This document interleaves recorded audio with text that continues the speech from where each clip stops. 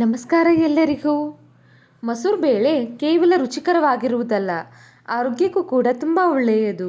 ಇದರಲ್ಲಿ protein, iron ಮತ್ತು fibre ಸಮೃದ್ಧವಾಗಿದ್ದು ದೇಹದ ಬೆಳವಣಿಗೆಗೆ, ರಕ್ತಹೀನತೆ ನಿವಾರಣೆ ಹಾಗೂ ಉತ್ತಮ ಜೀರ್ಣಕ್ರಿಯೆಗೆ ಸಹಾಯ ಮಾಡುತ್ತದೆ. ಬನ್ನಿ, ಹಾಗಿದ್ರೆ ಈ ಮಸೂರ್ ದಾಲ್ ರೆಸಿಪಿಯನ್ನು ನಿಮಗೆ ತೋರಿಸ್ಕೊಡ್ತೀನಿ.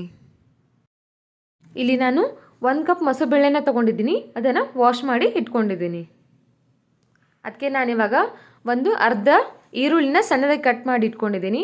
ಹಾಗೆ 2 ಟೊಮ್ಯಾಟೊ ಅದನ್ನು ಕೂಡ ಸಣ್ಣದಾಗಿ ಕಟ್ ಮಾಡಿ ಇಟ್ಕೊಂಡಿದ್ದೀನಿ.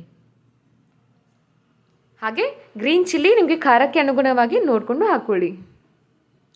ರುಚಿಗೆ ತಕ್ಕಷ್ಟು ಉಪ್ಪು,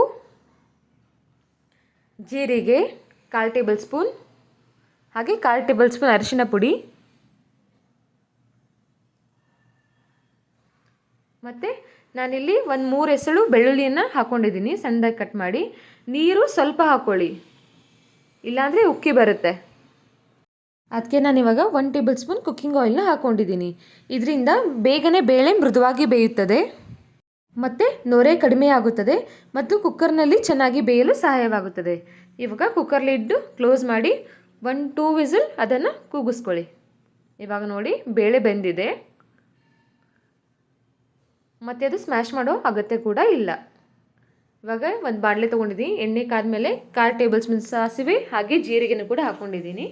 ಮತ್ತು ಬೆಳ್ಳುಳ್ಳಿನ ಜಜ್ಜಿ ಹಾಕ್ಕೊಂಡಿದ್ದೀನಿ. ಹಾಗೆ ಹಾಕೋಬೇಡಿ, ಇಲ್ಲಾಂದರೆ ಅದು ಸಿಡಿದು ಬಿಡುತ್ತೆ. ಹಾಗೆ ನಾನಿಲ್ಲಿ 1 ಈರುಳ್ಳಿನ ಸಣ್ಣದಾಗಿ ಕಟ್ ಮಾಡಿ ಅದನ್ನು ಕೂಡ ಮಿಕ್ಸ್ ಮಾಡ್ಕೋತಾ ಇದ್ದೀನಿ.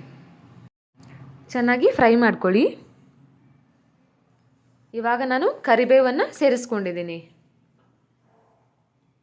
ಮೊದಲು ಕೂಡ ಸೇರಿಸ್ಕೋಬೋದು, ಬಟ್ ಬೇಗ ಕಪ್ಪಾಗಿಬಿಡುತ್ತೆ ಅಂತ ನಾನು ಇವಾಗ ಸೇರಿಸ್ಕೊಂಡಿದ್ದೀನಿ. ಹಾಗೆ ರುಚಿಗೆ ತಕ್ಕಷ್ಟು ಉಪ್ಪು. ಬೇಳೆ ಬೇಯಿಸುವಾಗಲೂ ನಾನು ಉಪ್ಪನ್ನು ಹಾಕ್ಕೊಂಡಿದ್ದೀನಿ, ಇಲ್ಲೇ ಕೂಡ ಸ್ವಲ್ಪ ಹಾಕ್ಕೊಂಡಿದ್ದೀನಿ. ನೀವು ಕೂಡ ನೋಡಿ ಹಾಕ್ಕೊಳ್ಳಿ. ಹಾಗೆ ಸ್ವಲ್ಪ ಅರಿಶಿಣದ ಪುಡಿಯನ್ನು ಸೇರಿಸ್ಕೊಂಡಿದ್ದೀನಿ. ಇವಾಗ ಇದು ಫ್ರೈ ಆಗಿದೆ. ಬೇಯಿಸ್ಕೊಂಡಿರುವ ಬೇಳೆನ ಇದಕ್ಕೆ ಹಾಕ್ಕೊಂಡಿದ್ದೀನಿ ಮತ್ತು ಚೆನ್ನಾಗಿ ಮಿಕ್ಸ್ ಮಾಡ್ಕೋತಾ ಇದ್ದೀನಿ.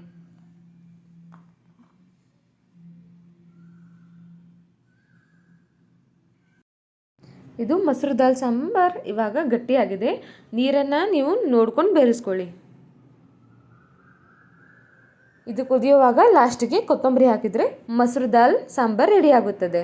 ಇದನ್ನು ನೀವು ಚಪಾತಿ, ರೊಟ್ಟಿ ಅಥವಾ ಬಿಸಿ ಬಿಸಿ ಅನ್ನದ ಜೊತೆ ಹಾಕೊಂಡು ತಿಂತಾ ಇದ್ದರೆ ಎಷ್ಟು ಚೆನ್ನಾಗಿರುತ್ತೆ. ಆ್ಯಂಡ್ ಈ ವಿಡಿಯೋ ನಿಮ್ಗೆ ಇಷ್ಟವಾಗಿದ್ದರೆ ಲೈಕ್ ಮಾಡಿ, ಶೇರ್ ಮಾಡಿ ಆ್ಯಂಡ್ ಸಬ್ಸ್ಕ್ರೈಬ್ ಮಾಡ್ಕೊಳ್ಳೋದನ್ನು ಮಾತ್ರ ಮರೆಯಬೇಡಿ. ಮತ್ತೆ ಮುಂದಿನ ವಿಡಿಯೋದಲ್ಲಿ ಸಿಗೋಣ. ನಮಸ್ಕಾರ.